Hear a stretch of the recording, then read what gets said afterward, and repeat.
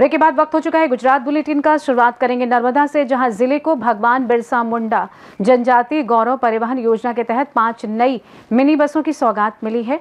और अगली खबर भी नर्मदा से है, जहां खोपी गांव में सांसद मनसुख वसावा ने किसानों के साथ बैठक की है। ऐसी तमाम खबरों पर करेंगे विस्तार से चर्चा। गुजरात के नर्मदा जिले को भगवान बिरसा मुंडा जनजातीय गौरव परिवहन योजना के तहत 5 नई मिनी बसों की सौगात मिली है। इन बसों को जिले के ग्रामीण क्षेत्रों में परिवहन सुविधा मजबूत करने के लिए रवाना किया गया। राज्य स्तरीय कार्यक्रम के तहत मुख्यमंत्री के नेतृत्व में योजना का शुभारंभ होने के बाद नर्मदा जिले में अधिकारियों ने हरी झंडी दिखाकर 5 मिनी बसों को रवाना किया। नई बसों में सफर कर ग्रामीण क्षेत्रों से आए विद्यार्थियों ने खुशी जताई। भरूच लोकसभा सांसद मनसुख वसावा ने विद्यार्थियों से संवाद कर उन्हें सरकार की शिक्षा संबंधी योजनाओं का लाभ लेने के लिए प्रेरित किया। उन्होंने बताया कि सभी मिनी बसों में जीपीएस सुविधा उपलब्ध है, जिससे वेब पोर्टल के माध्यम से बसों की दैनिक निगरानी की जाएगी और परिवहन सेवा अधिक समयबद्ध, पारदर्शी और प्रभावी बनेगी। नर्मदा जिला में बसों वंदे मातरम खास करीने गुजरातना ट्राइबल विस्तारनी अंदर जे विद्यार्थीओ अपडाउन करे छे एमने अपडाउन करवा माटे कोई तकलीफ ना पड़े एना माटे ट्राइबल विभागमांथी 111 बसों एमां केटलीक मिनी बसों माननीय मुख्यमंत्री भूपेन्द्र पटेल साहेबे फाळवी छे। ए आदिवासी विस्तार माटे एक आशीर्वादरूप छे। आपणा राजपीपला खाते पण આવી 11 બસોની ફાળવણી કરી છે। 11 બસોમાંથી 6 બસો અગાઉ આવી ગઈ છે, જે મોટી બસો છે, પણ કેટલાક ઇન્ટ્રેલ ગામો જે છે, ડેડિયાપાડાના માલસામોટ કે ડુંગર વિસ્તાર, નાદોદ તાલુકાના અંદરના ગામો કે જ્યાં મોટી બસ ના જઈ શકે એવા રૂટો પર મિની બસો ફાળવી છે। તો આ 5 બસો આજે મિની બસો આવી છે, એ ખાસ કરીને નર્મદા જિલ્લાના આદિવાસી જે વિસ્તારો જે છે એ વિદ્યાર્થીને કોઈ તકલીફ ના પડે એના માટે આ મિની બસો જશે, સમયસર જશે અને સમયસર વિદ્યાર્થીને લાવશે।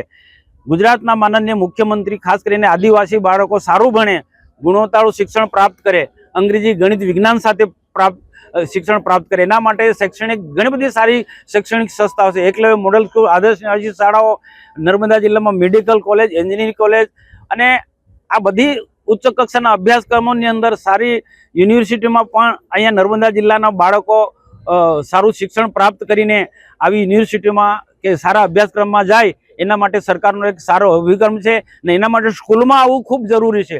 સ્કૂલમાં સમયસર આવવું જરૂરી છે, નહીં તો પેલું શું થાય, બસ જાય ના જાય, કેવો વખત છોકરા પણ લેટ થઈ જાય, અભ્યાસ બગડે। આ બધી પરિસ્થિતિને ધ્યાનમાં રાખીને માનનીય મુખ્યમંત્રી ભૂપેન્દ્રભાઈ પટેલ સાહેબે આ ટ્રાઇબલ વિભાગની અંદર 111 જેટલી બસો ફાળવી છે। એના માટે ટોટલી ટ્રાઇબલ વિસ્તાર માટે એક આશીર્વાદરૂપ છે। અને હું પણ બધા ભણતા વિદ્યાર્થી બાળકોને અને સંકળાયેલા શિક્ષણ જગત સાથે સંકળાયેલા બધા જ મહાનુભાવોને વિનંતી કે સરકાર આદિવાસી બાળકોનું શિક્ષણ ખૂબ ઊંચું આવે, છોકરાઓ સારું ભણે, સમયસર સ્કૂલમાં આવે, એના માટે સરકાર આ સારા બધી જ જાતની સુવિધા આપે છે। તો આ પ્રસંગે આજે આપણા આ વિસ્તારના ધારાસભ્ય ડોક્ટર દર્શનાબેન દેશમુખ, જિલ્લા પંચાયતના પ્રમુખ બેન આપણે અંજનાબેન અને ટ્રાઇબલ સપ્લાન અધિકારી કે નર્મદા જિલ્લાનો આદિવાસી નો વિકાસ એમના નેતૃત્વમાં થઈ રહ્યો છે। ટ્રાઇબલ અધિકારી છે, ડેપો મેનેજર છે અને ઘણા બધા અહીંયા આ મહાનુભાવો છે, એસટી ડેપોના કર્મચારી છે, એસટી ડેપોના કંડક્ટર, ડ્રાઈવરને પણ અપીલ કરું છું કે વિદ્યાર્થીઓના માટે જે બસો હોય એના માટે તમે બહુ ચિંતા કરજો। સરકાર આટલી ચિંતા કરે છે તો આપણે બધા પણ ચિંતા કરીશું અને દેશનો વિકાસ કે રાજ્યનો વિકાસ કે આપણા બધાનો વિકાસ આપણે બધાએ સાથે મળીને કરવાનો છે। તો આ માટે હું ખૂબ ગુજરાતના માનનીય મુખ્યમંત્રી ભૂપેન્દ્રભાઈ પટેલ સાહેબ અને ટ્રાઇબલ વિભાગનો હું ખૂબ આભાર માનું છું। ભારત માતા કે જય હિન્દ।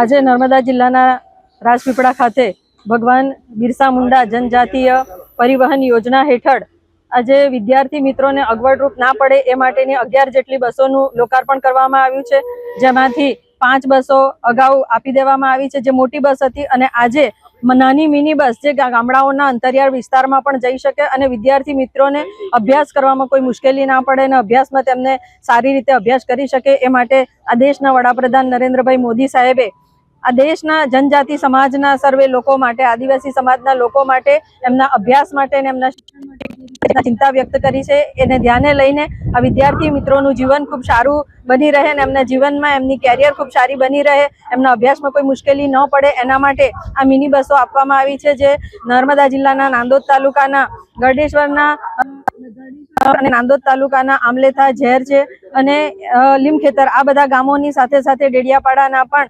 દેવમોગરા છે, ડુમખલ છે, સુકવાલ છે, આંબા ગામ છે, માથાસર છે, આવા અનેક અંતરિયાળ ગામડાઓમાં આ નાની નાની મિની બસો દ્વારા વિદ્યાર્થી મિત્રોને ટ્રાન્સપોર્ટેશનની સુવિધા મળી રહે અને એમને અભ્યાસમાં કોઈ મુશ્કેલી ના પડે એ માટેનો જે અભિગમ ગુજરાતના માનનીય મુખ્યમંત્રી શ્રી ભૂપેન્દ્રભાઈ પટેલ દ્વારા કરવામાં આવ્યો છે તે ખૂબ જ અભિનંદનને પાત્ર છે. સમગ્ર ગુજરાતમાં 111 બસ આપવામાં આવી છે અને નર્મદા જિલ્લામાં પણ 11 બસોનું આજે લોકાર્પણ કરવામાં આવ્યું છે. ત્યારે હું અહીંયાના ધારાસભ્ય તરીકે હું માનનીય મુખ્યમંત્રી શ્રી અને વડાપ્રધાન નરેન્દ્રભાઈ મોદીજીનો ખૂબ ખૂબ આભાર વ્યક્ત કરું છું. નર્મદા જિલ્લાના આજના આ લોકાર્પણના બસના લોકાર્પણના શુભ પ્રસંગમાં પણ અહીંના માનનીય સાંસદ શ્રી મનસુખભાઈ વસાવા સાહેબ પણ ઉપસ્થિત રહ્યા હતા, જિલ્લા પંચાયતના પ્રમુખ શ્રી ઉપસ્થિત રહ્યા હતા, સાથે પાર્ટીના સર્વે કાર્યકર્તાઓ અને પ્રાયોજના વહીવટદાર શ્રી લેફ્ટનન્ટ કર્નલ અમોલ સાહેબ પણ ઉપસ્થિત રહ્યા હતા. પરિવહન વિભાગના પણ સર્વે કર્મચારીઓ અધિકારીઓ ઉપસ્થિત રહ્યા હતા. ત્યારે સર્વેનો ખૂબ ખૂબ આભાર વ્યક્ત કરું છું અને સાથે સાથે માનનીય મુખ્યમંત્રી શ્રી અને નાયબ મુખ્યમંત્રી શ્રીનો પણ હું ખૂબ ખૂબ આભારની લાગણી વ્યક્ત કરું છું. नर्मदा से सी न्यूज संवाददाता वसीम मेमन की रिपोर्ट।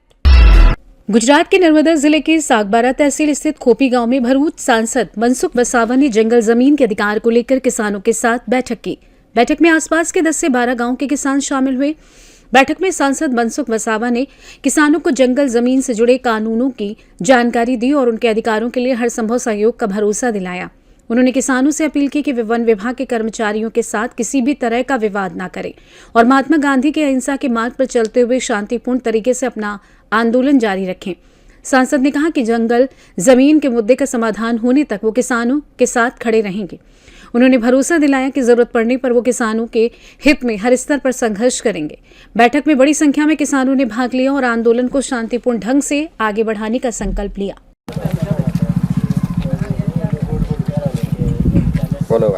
भारत माता की जय, देवमोगरा माता की जय। आज सागबारा तालुकाना खोपी विस्तारना 12 गाम जेटला खेडूतो सूरत जिल्लाना उमरपाड़ा विस्तारमां 2002 थी वर्षोथी जे जंगलनी जमीन खेडता था अने सारामां सारी खेतीमांथी ए उपज लेता था। एक सामाजिक कोई घटना ने लई अने छेल्ला 2 वर्षथी आ खेडाण वर्षोथी खेडता था ए जंगल खाताए पोलीसना सहकार SRPना सहकारथी अटकाई दीधुं छे। आज देखाय छे ए खोपी सागबारा तालुकाना खेडूतो खेडता था विस्तार आखो पट्टी ने सामे जे देखाय छे ए सूरत जिल्लाना उमरपाड़ा तालुकाना आ जंगलनी जमीन छे। पण जे आ लोको खेडता था सागबारा तालुकाना खोपी विस्तारना 12 जेटला गामो ए ज प्रकारे आ उमरपाड़ाना खेडूतो पण जंगलनी जमीन आ खेडे छे। आ बधुं वावेतर देखाय छे।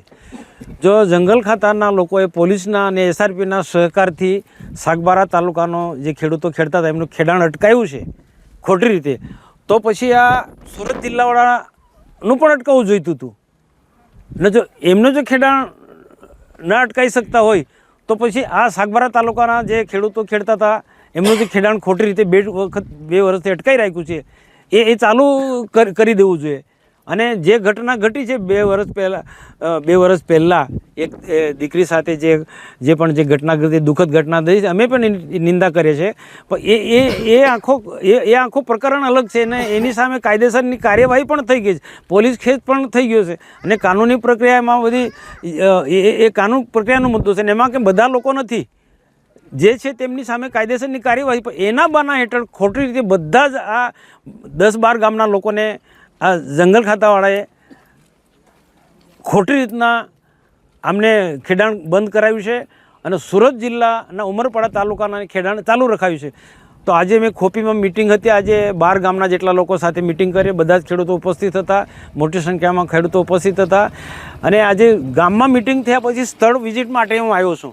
તો સ્થળ વિઝિટમાં બિલકુલ દેખાય છે કે આ સુરત જિલ્લા ઉમરપાડા તાલુકાના જે ખેડૂતો છે એ જંગલની જમીન ખેડે છે તો એમનું ખેડાણ